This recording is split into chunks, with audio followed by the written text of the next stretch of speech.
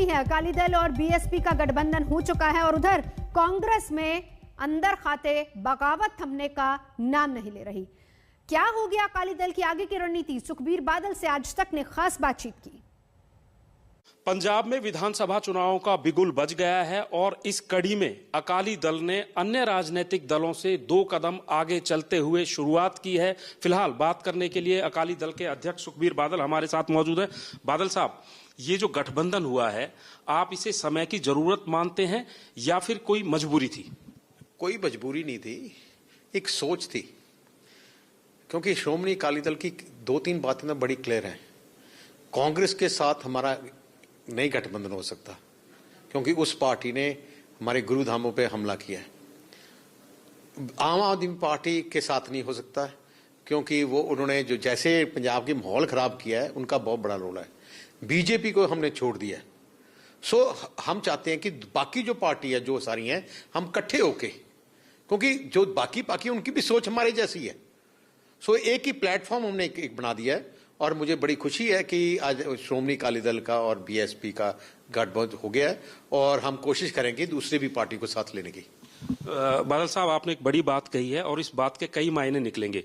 Non कांग्रेसी, non BJP, क्या third front की गुंजाइश या संभावनाएं दोबारा से नजर आ रही हैं? क्योंकि आपने जो है मायावती जी के साथ गठबंधन किया है, तो जो क्षेत्रीय पार्टियां हैं, क्या अब राष्ट्रीय राजनीति में वो हावी होती जा रही हैं? जैसे माहौल आज देश का बन गया है, जैसे प्रधानमंत्री मोदी जी ने स्टेट्स को दबाया है, कैसे उनके स्टेट्स में इंटरफेयर किया है, अब सारी स्टेट्स, पार्टीज और रीजन्स को लग गया है कि अगर हमने अपने रीजन्स को बचाना है तो हमें इकट्ठा होना पड़ेगा। और ये एक मूवमेंट शुरू हो गई है और पंजाब उस मूवमेंट में बहुत बड़ा हिस्सा बनेगा। लेकिन बादल साहब, यहाँ पर एक सवाल ये भी खड़ा होता है, आपका गठबंधन बहुजन समाज पार्टी के साथ हुआ है।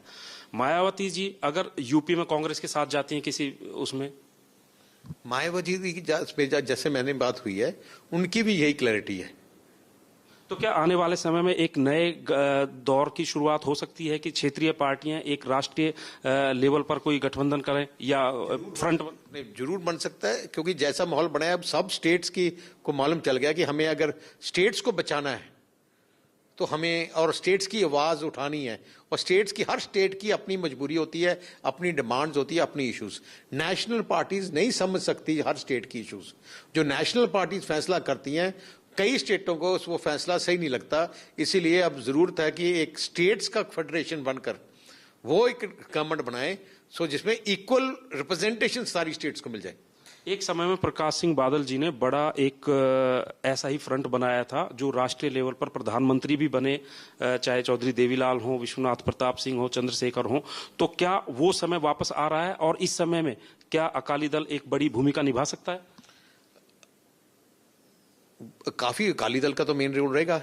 अगर वो जो पहले भी मूवमेंट बना था, उस मूवमेंट के आर्किटेक्ट्स था प्रकाश सिंह बादल थे और अब भी हम कोशिश करके वो करेंगे। पंजाब की बात करते हैं। पंजाब में अभी तक ऐसा लग रहा था कि कांग्रेस कहीं ना कहीं आगे निकलती हुई नजर आ रही थी, लेकिन आज जो हालात कांग्रेस में बन रहे हैं तो वो समझ में नहीं आ रहा कि वो आपके साथ लड़ेंगे या पहले आपस में लड़ेंगे। वो अब बताऊं क्या, लोग, पंजाब के लोग उनको पंजाब से बाहर निकालेंगे। जैसे 4.5 साल में पंजाब की तबाही की है कैप्टन अमरिंदर सिंह और उनके जो लोग हैं, जैसे पंजाब के अंदर खत्म ही कर दिया, इंफ्रास्ट्रक्चर कोलैप्स कर दिया, करप्शन कर दी और लूटने का काम किया है, लोग बहुत ज्यादा नाराज हैं। ये एंटी इनकम्बेंसी नहीं, एंटी इनकम्बेंसी की सुनामी आ रही है कैप्टन के खिलाफ। और आप देख लेना, इनकी जमानत जब्त होगी। मुझे लगता है 10 सीटें नहीं मिलेंगी क्या कांग्रेस को।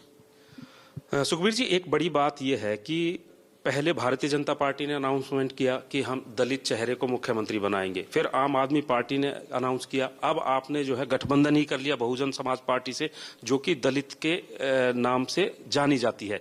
तो ऐसे में क्या आपको लग रहा है कि कांग्रेस कहीं घिरती हुई नजर आ रही है? क्योंकि कांग्रेस के ऊपर जो दबाव है नवजोत सिंह सिद्धू को कहीं एडजस्ट करने का, अगर वो नवजोत सिंह सिद्धू को पार्टी प्रेसिडेंट बनाते हैं या डेप्यूटी चीफ मिनिस्टर बनाते हैं, तो दोनों तरीके से आपको लग रहा है कि कांग्रेस कहीं ना कहीं कटघरे में आ गई है? आप अगर पूरे पंजाब के कांग्रेस के एमएलए को पूछोगे कि नवजोत सिंह सिद्धू को क्या किया जाए, उसको सबको मन में होगा इसको बाहर फेंकना चाहिए। वो तो इसने, नवजोत सिंह सिद्धू ने राहुल गांधी और प्रियंका गांधी को खुश किया है, इसीलिए उनका प्रेशर है। पंजाब की कांग्रेस तो उसके खिलाफ है, क्योंकि ये एक ऐसा इंसान है, ये किसी का वफादार नहीं। जिस पार्टी में आएगा पहले उस पार्टी के उसमें थाली में छेद करेगा, ऐसा बुरा आदमी है। लेकिन नवजोत सिंह सिद्धू ने बड़े आरोप लगाए हैं कि कांग्रेस पार्टी कहीं ना कहीं आपकी मदद कर रही है, जबकि आप कांग्रेस के खिलाफ बोल रहे हैं लगातार। जब वो मिनिस्टर था तब क्यों नहीं बोला? जब उसको कैबिनेट ने निकाल दिया, उसकी लड़ाई कैप्टन के साथ है, हमें तो ऐसे ही बीच में घसीट रहा है। जो लड़ना तो सीधे लड़े। पाल साहब, आखिरी सवाल है आपसे, इस सवाल के दो पार्ट कर लेते हैं, ए और बी। चुनाव में किन मुद्दों को लेकर आप जाएंगे? दूसरा, मुकाबला आज के समय में आप किसके साथ अकाली दल का देखते हैं? हमारी जो मुद्दे हैं, एक पंजाब में अमन शांति और कम्युनल हार्मनी, ये प्रायोरिटी श्रोमणी अकाली दल की है। और यही कारण है कि आज पंजाब बॉर्डर का स्टेट ऑफ पाकिस्तान ने बहुत कोशिश की पंजाब में डिस्टर्बेंस लाने के लिए, और ये डिस्टर्बेंस पाकिस्तान की कोशिश के जो खिलाफ खड़े रहे हैं सरदार प्रकाश सिंह बादल खड़े रहे हैं। और जब तक पंजाब 5 बार मुख्यमंत्री बने हैं, उन्होंने इंश्योर किया है कि यहाँ पीस रहे और कम्युनल भावना खराब ना हो, और ये हर धर्म के लोग अपने आप को एक समझें, और यही सोच हमारी लेके जाएंगी। और दूसरी बात, जो आप मुद्दों की बात है पार्टी की, हमारी टॉप प्रायोरिटी जो एजुकेशन है, जो गरीब की एजुकेशन है, सरकारी स्कूल की एजुकेशन, उसको आगे लेके जाना है। और खास करके जो गरीब दलित परिवार है, जिनकी स्कॉलरशिप कैप्टन ने बंद कर दी, जो 4-5 लाख बच्चे हर साल बादल साहब पढ़ाते थे फ्री, और इन्होंने कैंसिल किया। सबको वापस लेके हमारे गरीब को, दलित को, बैकवर्ड क्लास को, जो भी गरीब हैं, उनको एजुकेशन वर्ल्ड क्लास और एक हेल्थ सर्विसेज। कोरोना के कारण हमने देख लिया है कि सरकारी हेल्थ सर्विस बहुत पीछे चल गए। ये दो इशू हमारा टॉप प्रायोरिटी है। एक अनाउंसमेंट आपने की थी कि अगर आपकी सरकार आती है तो दलित डिप्टी चीफ मिनिस्टर आप बनाएंगे। वो हम कैम है, मैंने शुरू से कहा, मेरे दिल में है, इमोशन बात है, और हम बनाएंगे। तो अकाली दल के अध्यक्ष सुखबीर सिंह बादल कह रहे हैं कि अब वक्त आ गया है कि क्षेत्रीय जो पार्टी है, रीजनल पार्टीज को आगे आना चाहिए और एक ऐसा फ्रंट तैयार हो जिसमें गैर भाजपा और गैर कांग्रेस शासित राज्य के नेता आगे आए, और यही जो फ्रंट है आगे देश की राजनीति की दिशा निर्धारित करे। कैमरामैन गुंजीत कुमार के साथ सत्येंद्र चौहान, चंडीगढ़, आज तक। आगे बढ़ते हैं। राजस्थान कांग्रेस की अंदरूनी लड़ाई में शोले लगातार सुलग रहे हैं। सचिन पायलट दिल्ली में हैं, उनकी मौजूदगी से कांग्रेस नेतृत्व सांसद में है।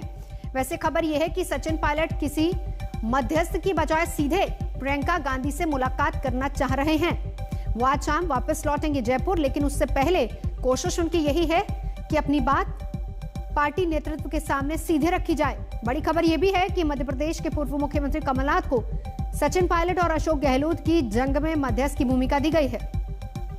कमलनाथ दोनों ही नेताओं के लगातार संपर्क में भी हैं। तो फिलहाल आपको बता दें कि पिछले 2 दिन से लगातार सचिन पायलट दिल्ली में हैं। कोशिश ये हो रही है कि सीधा अपनी बात प्रियंका गांधी के सामने रखें।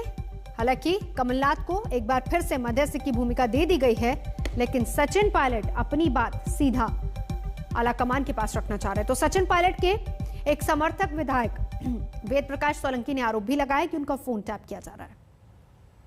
विधायकों ने जरूर कहा है कि फोन टैप हो रहे हैं। उसके साथ साथ में कई विधायकों ने, उन अधिकारियों ने ये भी कहा है, उनको डराने की कोशिश भी की है कि हमारे ऊपर से ऐसे इंस्ट्रक्शन आ रहे हैं, ऐसा लगने मिल रहा है कि जिससे कोई ट्रैप कराने की कार्रवाई हो रही है या ईसीडी पीछे लगी हुई है। इस तरह के 1-2 विधायकों ने कहा भी ये बात, और ये बात खुद मुख्यमंत्री जी को जाके 1-2 विधायकों ने कल बताई हुई है। लेकिन अगर ऐसा हो रहा है लोकतंत्र के अंदर, तो विधायकों को अपना मुंह खोलना चाहिए और अपनी बात को पहुंचानी चाहिए मध्य।